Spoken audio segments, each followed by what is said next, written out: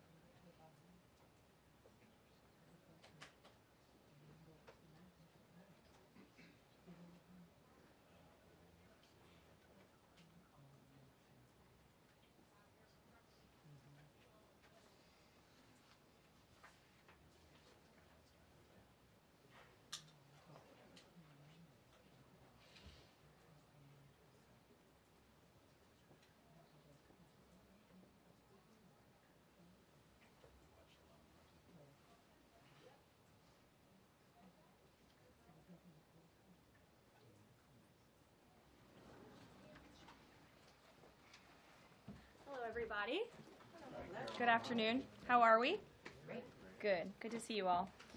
I want to start today by addressing the U.S. Army soldiers who went missing while conducting a mission to repair and tow an immobilized tactical vehicle in Lithuania in the early hours of March 25th.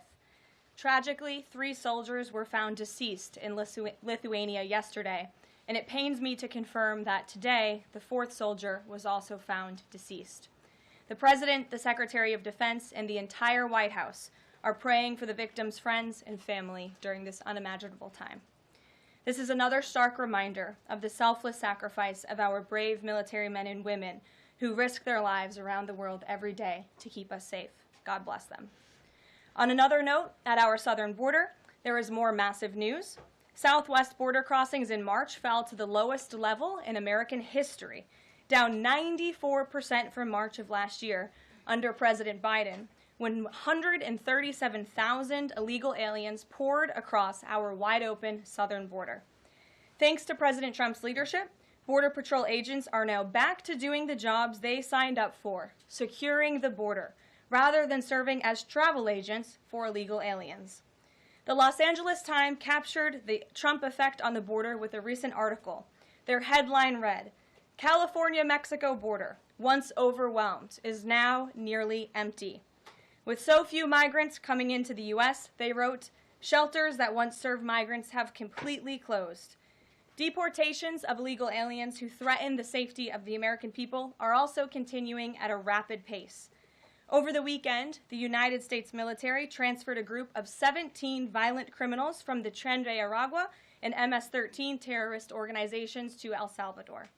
And an illegal alien who was released by the Biden administration into our country was just arrested in Georgia and charged with the horrific killing of Camelia Williams, a mother of 5 and grandmother.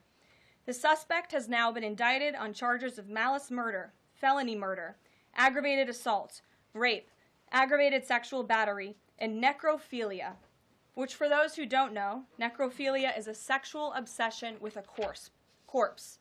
This suspect was ordered to be removed in July 2023, but the Biden administration allowed him to stay. This case represents the ruthless murderers, rapists, and pedophiles who Joe Biden and Democrats let into our country over the past 4 years through our southern border. They should have never been here in the first place. Keep this in mind the next time you see Democrats protesting future illegal alien removals from our country. President Trump is focused on fulfilling his greatest obligation, to keep the American people safe, and to defend our country from violent invaders. Looking ahead to tomorrow, April 2nd, 2025, will go down as one of the most important days in modern American history. Our country has been one of the most open economies in the world, and we have the consumer base hands down, the best consumer base. But too many foreign countries have their markets closed to our exports. This is fundamentally unfair. The lack of reciprocity contributes to our large and persistent annual trade deficit that's gutted our industries and hollowed out key workforces. But those days of America, beginning tomorrow, being ripped off are over. American workers and businesses will be put first under President Trump, just as he promised on the campaign trail. The President's historic action tomorrow will improve American competitiveness in every area of industry, reduce our massive trade deficits, and ultimately protect our economic and national security. President Trump's economic vision is rooted in common sense. America will offer companies the lowest taxes, energy costs, regulations, if they make their products right here in the United States and hire American workers for the job. It's simple. If you make your product in America, you will pay no tariffs. We have already seen a number of the largest companies in the world respond to this economic approach. For example, Project Stargate, led by Japan-based SoftBank and US-based OpenAI, and Oracle, announced a $500 billion private investment in the United States-based artificial intelligence infrastructure. Apple announced a $500 billion investment in U.S. manufacturing and training. NVIDIA announced it will invest hundreds of billions of dollars over the next 4 years in U.S.-based manufacturing. And the Taiwan semiconductor manufacturing company TSMC announced a $100 billion investment in U.S.-based chips and manufacturing. These are just a few of the investment announcements that have already been made, and it is clear that President Trump's America First approach is already working. In our new media seat today is Mark Halperin, the co-founder and editor-in-chief of Two Way, a new live video platform that builds communities around interactive conversations with leaders and content creators from every subject area. Mark and his colleagues welcome all voices into discussions that are spirited but respectful. They have over 37.5 million video views, over 3.6 million watch time hours since the platform began just last year. This is new media in its truest sense, allowing the people to ask questions, make comments, and be an active part of engagement on the most important issues facing the country and our world. With that, Mark, please kick us off, and welcome to the briefing room. Thank you, Caroline. Appreciate it. I'll ask you a question about tariffs and then one from one members of our community about education. It's perceived by some that companies or countries, if they change their policies either before tomorrow or after tomorrow, can have the president alter what he's planning for that country or that sector. Is that a possibility? And if so, what factors the president consider in making those changes? Well, the ultimate change for these companies and these countries, Mark, will happen when they decide to do business in the United States of America. And as I just laid out, they will face no tariffs at all if these companies choose to invest here in the United States and to move their production and their manufacturing here to the United States as well. As for tomorrow, the president will be addressing the decades of unfair trade practices that have ripped our country off and American workers off. It has hollowed out our middle class. It has destroyed our heartland, and the president is focused on reshifting our global economy to ensure that America is once again the manufacturing superpower of the world. So if they do something today or later in the week that's a pledge for future activity, would that be good enough potentially to alter the policy? Again, the president has been looking at the very unfair trade practices of the past.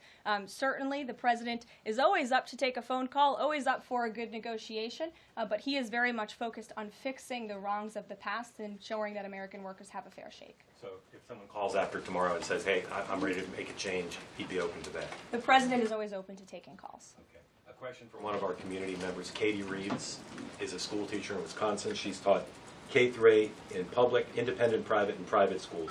And here's what she wanted me to ask you. She says, I see the elimination of the Department of Education as an excellent first step in the improvement of our school system. Do you see any further role the federal government can take beyond this, possibly in promoting the expansion of voucher programs or reducing the influence that teachers' unions hold over our schools? Mm-hmm. Well, first of all, I want to thank Katie for her service to our country and our nation's children. Being a teacher is the most noble profession that we believe one can have. And the president said in his remarks when he signed the executive order to dismantle the Department of Education that he loves our teachers. And in part, this order is to empower our teachers to have greater decision making in the classroom. Nobody knows our nation's children and our students better than our teachers who are with them every single day. As for the federal government's role, to get to the heart of Katie's question, the president has made it clear to Linda McMahon that we need to find other places within our federal government for critical programs regarding education. Pell Grants, Title IX, lawsuits, etc., civil rights lawsuits, all of that are critical functions, special needs programs, nutrition programs, but there are other places throughout the federal bureaucracy where those things can happen and work. The Department of Education has been a very bloated bureaucracy. We spent trillions of dollars on this department, and for what? Our children are worse off as far as education goes today than they were when this department originated, and that's very concerning to the president. So, the two issues she cited are those priorities for the president: school education choice, vouchers, and diminishing the role of teachers' unions. The president is very supportive of both of those things, particularly when it comes to school choice. He has said that school choice is the civil rights issue of our time, and he wants every child, regardless of zip code, socioeconomic status, how much money their parents have, to be able to go to the school of their choosing that best suits their educational needs. And he is going to empower state and local leaders to make those decisions on behalf of our nation's children. Thanks for being here, Mark. Jeff. Just changing subjects for 1 second. The administration has expressed a complete confidence in how all the deportation flights to El Salvador were conducted. But now that the administration has conceded that there was an error of one Salvadoran national, will there be any reviews conducted? And does the president express any thoughts on the one error that was disclosed in court last night?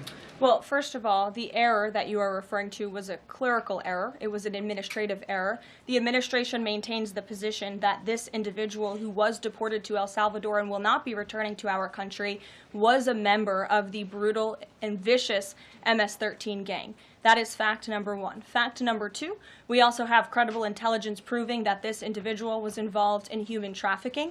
And fact number three, this individual was a member, actually a leader, of the brutal MS-13 gang, which this president has designated as a foreign terrorist organization. Fact number four is that foreign terrorists do not have legal protections in the United States of America anymore. And it is within the president's executive authority and power to deport these heinous individuals from American communities. It is a promise he campaigned on. It is a promise he is keeping. And every single person in this room should be grateful for that, considering especially MS-13 is very prevalent and prominent here in the District of Columbia, in Maryland, and in Virginia. And the president, the attorney general, everyone who has been involved in these operations is focused on eradicating these criminals and terrorists from our communities. The vice president said he was a convicted member of MS-13. What evidence is there to back that up? There's a lot of evidence, and the Department of Homeland Security and ICE have that evidence, and I saw it this morning. Steve. Has the president fully made up his mind on the level of tariffs to impose tomorrow? We keep hearing about a 20% flat rate. The president said last night he has made a decision and a determination. I was with him in the Oval Office earlier, and he is going to announce that decision tomorrow. I don't want to get ahead of the president. This is obviously a very big day. He's with his trade and tariff team right now, perfecting it to make sure this is a perfect deal for the American people and the American worker, and you will all find out in about 24 hours from now. And are the car tariffs going to go into effect on April 3rd as scheduled? Correct. Yes, they will. Okay. And last thing, would you like to respond to the Chinese military drills around Taiwan? Yes, I would. As a matter of fact, the National Security Council briefed me on this morning, and they said that the president is emphasizing the importance of maintaining peace in the Taiwan Strait, encouraging the peaceful resolution of these cross-strait issues, reiterating our opposition to any unilateral attempts to change the status quo by force or coercion. That is directly from the National Security Advisor. Just for you, Steve Holland of Reuters. Monica. Thank you so much, Caroline. Elon Musk this week revealed that Doge found that the Biden administration issued over 2 million Social Security numbers to illegal aliens, found 20 million dead people marked as alive in the Social Security system. Has the White House confirmed these numbers with Elon, and is the White House looking into correcting this? I'm not sure about those specific numbers that Mr. Musk cited. I can tell you what the Social Security Administration has said themselves, according to an Inspector General's report that was conducted last year, showing there was nearly $80 billion worth of fraud in this program. We know for a fact there are individuals who should not be receiving benefits on the Social Security rolls, and this administration is focused on cleaning out the waste, fraud, and abuse in every agency, but particularly in Social Security, to make it stronger for our tax-paying, law-abiding citizens who deserve these entitlements and programs. Because you did bring up DOGE, I do want to tout the incredible efforts that have been made at the Environmental Protection Agency, and Administrator Lee Zeldin is just doing a tremendous job.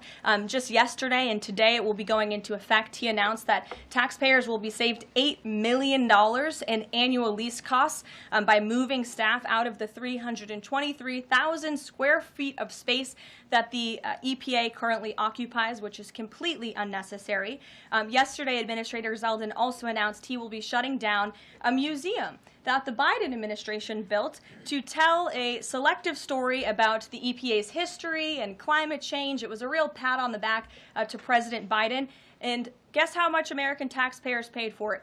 $4 million for this museum that I think only 1,000 visitors saw last year alone, and it will cost American taxpayers $600,000 per year to operate this museum. Well, it's not going to exist anymore. We're going to save taxpayers those critical funds, and Administrator Zeldin is very proud to announce that. And just at EPA alone, and the cuts that they have made, they've saved taxpayers more than $22 billion in wasteful grants and spending. Peter. Thank you, Caroline. When the president goes down to Florida on the weekends, does he ever hear from, there are so many retired folks down in Florida, does he ever hear from any retired Americans who are stressed about these wild swings in the stock market because of the tariff uncertainty, and they're sitting there on fixed income or living off a 401k, and they don't know how much money's going to be left?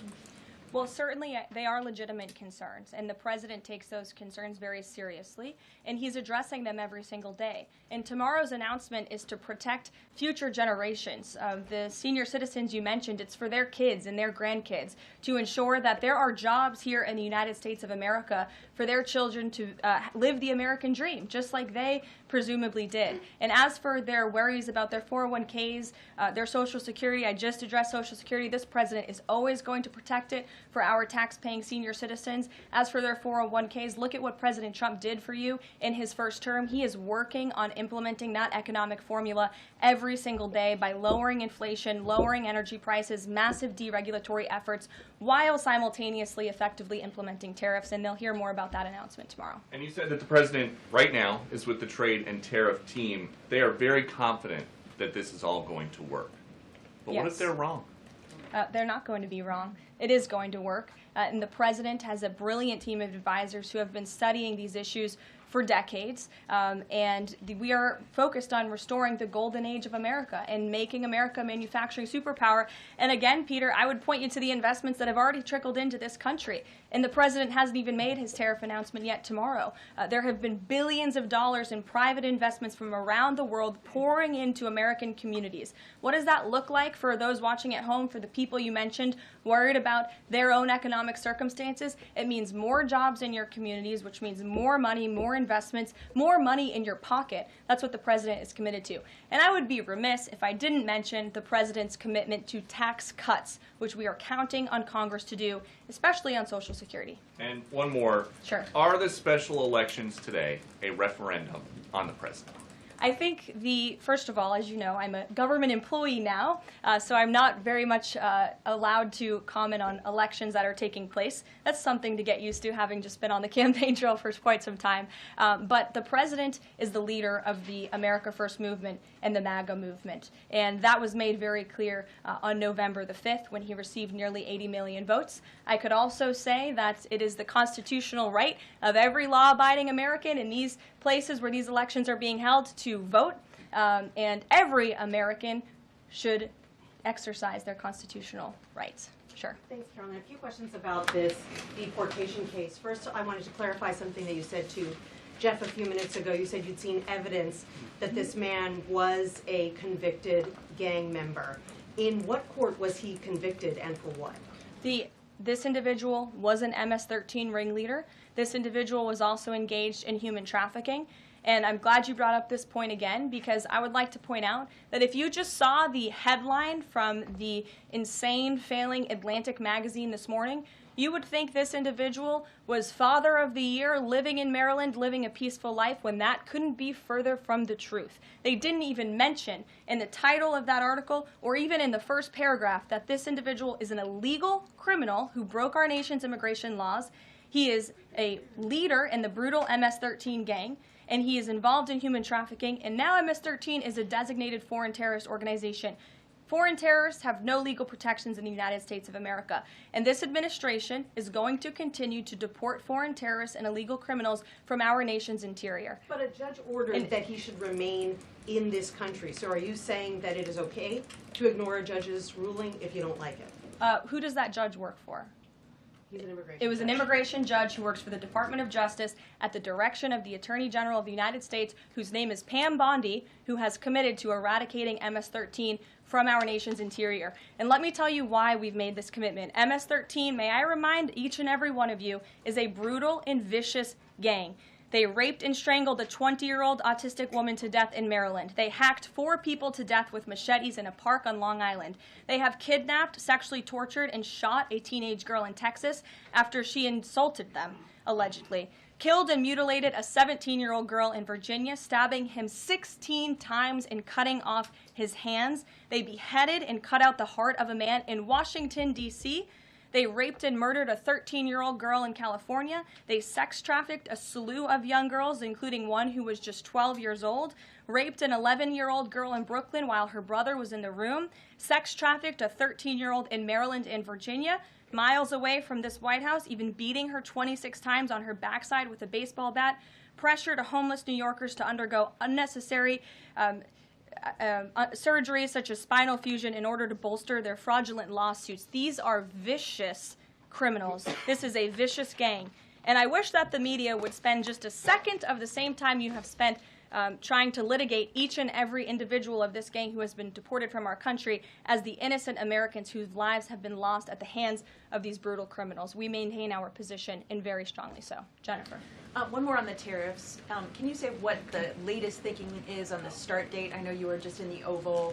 Are they all going to take effect this week on the reciprocal tariffs? And whenever they start, is that enough time for companies and everyone involved to adjust to that start date? My understanding is that the tariff announcement will come tomorrow. They will be effective immediately. And the president has been teasing this for quite some time, as you know. He's talked a lot about April 2nd as Liberation Day in America. It would be taking place today if not for April Fool's Day. But tomorrow will be the day, and he's been talking about it for a while. And as a result, you've seen these companies make commitments to investing right here in the United States. Jasmine. Thank you so much. I wonder, back on tariffs, what, if any, market indicators is the White House looking for to see if this tariffs plan is successful down the line? Well, look, the president has been asked and answered this question about the stock market and whether he's watching it. And I've said, and he has said, the market is a snapshot in time. Yesterday, Dow futures were up. And there's been a lot of talk about the market, and it was up yesterday. So, look, the president wants to ensure that all Americans make out well, particularly Main Street. That's the focus of these tariffs. But as I've said repeatedly, just like they were in his first term, Wall Street will be just fine. Shelby. Thanks. A bipartisan pair of senators sent a letter to the president today arguing that the recent strikes in Yemen are emboldening the Houthis and saying that Congress has not authorized war against them. Is the administration planning to consult with Congress at some point or going forward regarding the strikes, and any response on the letter? Well, I would absolutely reject Congress's claims. Who made those claims in Congress? Senator Jeff Merkley and Rand Paul. Okay, well, I would absolutely reject those claims. These Houthi strikes have been incredibly successful. Last time I was at this podium, there were more than 100 successful strikes. There have now been over 200 successful strikes against the Houthis. Iran is incredibly weakened as a result of these attacks, and we have seen they've taken out Houthi leaders. They've taken out critical members who were launching strikes on naval ships and on commercial vessels, and this operation will not stop until the freedom of navigation in this region is restored, which is a critical principle, and this president stands behind our Defense Department, who's doing a tremendous job. And are they is the White House going to confer with Congress going forward on this? I would have to ask our team here at the White House, but the president is well within his authority, as is the Secretary of Defense. Again, these are defensive strikes. The Houthis have been launching attacks on U.S. naval vessels and commercial ships for quite some time. Go ahead. Caroline, Yeah. the pause on the Canadian and Mexican tariffs, the fentanyl tariffs, that's set to expire tomorrow. Is the president considering extending that pause? Look, I will let the president speak on the specifics of the tariffs tomorrow. But as for fentanyl, we have seen this has certainly caused a national security crisis here in the United States. Fentanyl continues to be the #1 killer of young people in this country, and the president is very much focused on that. Deanna. Thank you, Caroline. The president recently signed an executive order on making D.C. safe and beautiful. On the campaign trail, he talked about making New York great again. Does he have any plans on establishing a similar task force? Has he been pressuring Governor Hochul in any way in his conversations about New York and lowering crime? Well, he has been in correspondence with Governor Hochul quite a bit on the issue of crime, also on the issue of congestion pricing, and so many other issues that are facing New Yorkers. And he wants New York to clean up their streets just as he does here in Washington, D.C. He also speaks to Mayor Adams as well. So he's engaged with state and local leaders across the entire country to ensure they're doing their part to help American citizens in each and every state, regardless of if it's a red state or a blue state. A question on Russia. Yesterday, the Russian government said that their new goal is 160,000 conscripts for the war. Has the president seen that number, and does he have any response given his recent conversations on peace talks? Well, I can tell you what the president said last night, and that is he is frustrated with leaders on both sides of this war. He wants this war to end. There are men that are dying on both sides, and it's been going on for far too long. Our team continues to be engaged with the Russians as we are with the Ukrainians, and the president continues to be very, very much engaged on this topic every single day. Caroline? Sure. Caroline, Sure.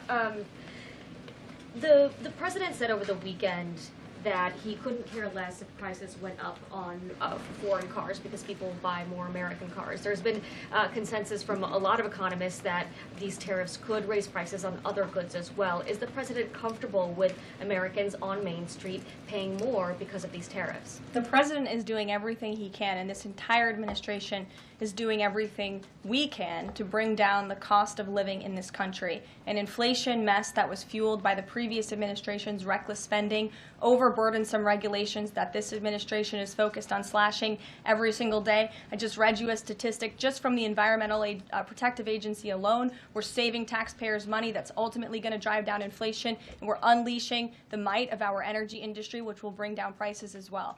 To the heart of your question, because this is very important to the American people, you should trust what this president did for you in his first term. He effectively utilized tariffs while driving down inflation. It was a record low 1.4% when he left office, and he's focused on getting back to that. It's unfortunate the previous administration left us in this mess. Sure. Representative Anna Paulina Luna left the Freedom Caucus over their lack of support for her bill that would allow new parents to proxy vote around 12 weeks around the birth of their baby. Does the president support that bill? I'm not sure. I haven't actually talked to the president about that bill, but I certainly can and can get a take on if he supports it or not. Thank you. And one more. The D.C. Circuit ruled last week that the the president can fire holdover Biden appointees of independent agencies. Will this ruling empower President Trump to dismiss more federal employees? Well, the president has given the responsibility to his cabinet secretaries to hire and fire at their respective agencies, and they reserve that right. You saw the Secretary of Health and Human Services announced more layoffs today. This is all part of the administration's effort for a mass reduction in force in the federal bureaucracy here in Washington, D.C. to save American taxpayers money. As for agencies within the president's executive authority, the president retains that right. And we've seen there have been bureaucrats at some of these agencies that have been trying to act independent. They need to remember who they work for. It's the executive of the executive branch. You look at the United States Institute of Peace, for example. There was a little bit of a standoff with bureaucrats over there who didn't want to realize who they work for, and that is Donald Trump. And President Trump is focused on streamlining these agencies to save American taxpayers money, and he has every right to do that. Caroline. Sure. Go ahead. Thanks, Caroline. Yeah. In Gaza, the bodies of 15 rescuers have been found in their sort of ambulances where they were apparently killed by Israeli forces. Just wondering if the White House is going to be calling on Israel to investigate that and to try and avoid similar casualties involving rescue workers in future. Well, as for the specific situation you just mentioned, I'll talk to the President about it and our national security team. What I can tell you is what I've spoken with the President on. He very much remains committed to backing Israel, and it was only because of this President and his team's leadership that we had a temporary ceasefire in Gaza, that we were able to bring many hostages home. And the President made it very clear to Hamas, you get the hostages out, all of them, or there will be hell to pay. And Hamas is certainly witnessing what it feels like for all hell to be paid, and the President supports Israel's right to defend itself. Any progress at all on a ceasefire at the moment, as far as the President's concerned? The President and his team continue to be engaged on this every single day. Sure.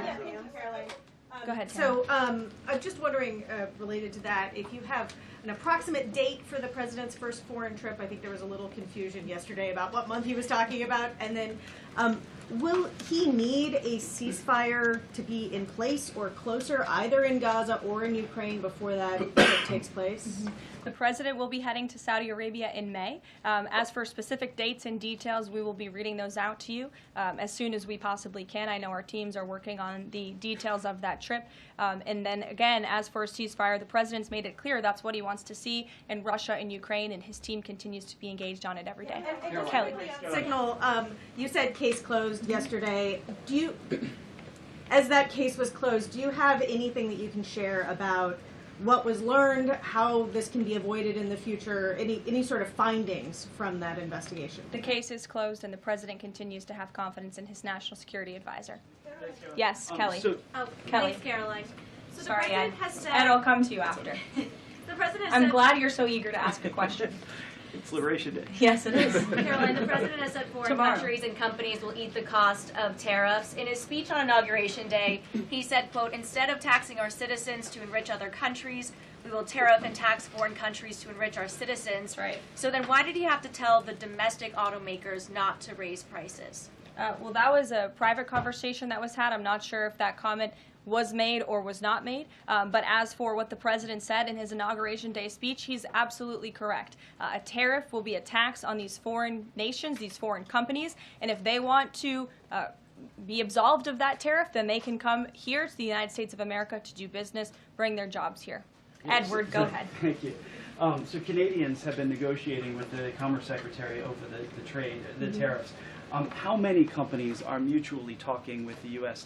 or countries are mutually talking with the U.S. to lower tariffs? I don't have a specific number, but I can tell you there have been quite a few countries that have called the President and have called his team in discussion about these tariffs. But again, there's one country the President cares most about, and it's the United States of America, and doing what's best for the people who elected him to this office to restore their jobs, their wealth, and their prosperity. I'm looking at the clock. I have a hard out today.